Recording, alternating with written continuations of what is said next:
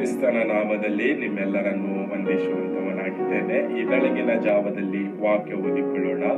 ಮತ್ತಾಯನು ಬರೆದ ಸುವಾರ್ತೆ 6ನೇ ಅಧ್ಯಾಯ 1ನೇ ವಚನ. ಜನರು ನೋಡಲಿ ಎಂದು ನಿಮ್ಮ ಧರ್ಮ ಕಾರ್ಯಗಳನ್ನು ಅವರ ಮುಂದೆ ಮಾಡಬಾರದು.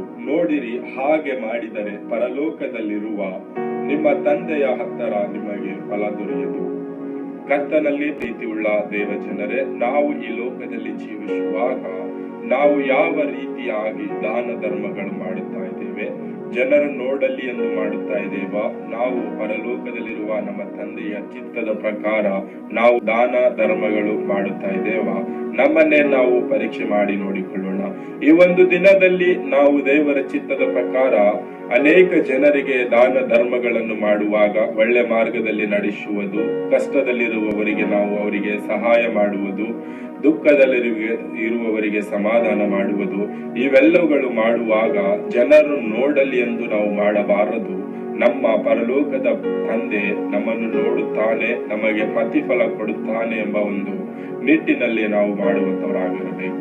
ಈ ಒಂದು ದಿನದಲ್ಲಿ ಈ ಲೋಕದಲ್ಲಿ ನಾವು ಯಾವ ರೀತಿ ಮಾಡುತ್ತಾ ಇದ್ದೇವೆ? ಅನೇಕ ಜನರಿಗೆ ಸಹಾಯ, ದಾನ ಧರ್ಮ ನಾವು ಯಾವ ರೀತಿಯಾಗಿ ಮಾಡುತ್ತಾ ಇದ್ದೇವೆ? ನಮ್ಮನ್ನೇ ನಾವು ಪರೀಕ್ಷೆ ಮಾಡಿ ನೋಡಿಕೊಳ್ಳೋಣ. ಈ ಒಂದು ಒಳ್ಳೆಯ ಸಮಯ ಆಗಿದೆ, ನಾವು ದಾನ ಧರ್ಮಗಳು ಮಾಡುತ್ತಾ ಇಲ್ಲ ಎಂಬುದಾಗಿ ನೋಡುವಾಗ ನಾವು ಅನೇಕ ಜನರಿಗೆ ದಾನ ಧರ್ಮ ಮಾಡುವುದು ಕಲಿತುಕೊಳ್ಳೋಣ. ದೇವರು ನಾವು ಮಾಡುವಂತ ದಾನ ಧರ್ಮಗಳನ್ನು ನೋಡಿ ನಮಗೆ ಪ್ರತಿಫಲವನ್ನು ಕೊಡುವಂತವನಾಗಿದ್ದಾನೆ. ಕರ್ತನು ಈ ವಾಕ್ಯ ನಮ್ಮೆಲ್ಲರ ಆತ್ಮೀಯ ಬಗ್ಗೆ ಆಶೀರ್ವದಿಸಲಿ. ಆಮೆನ್.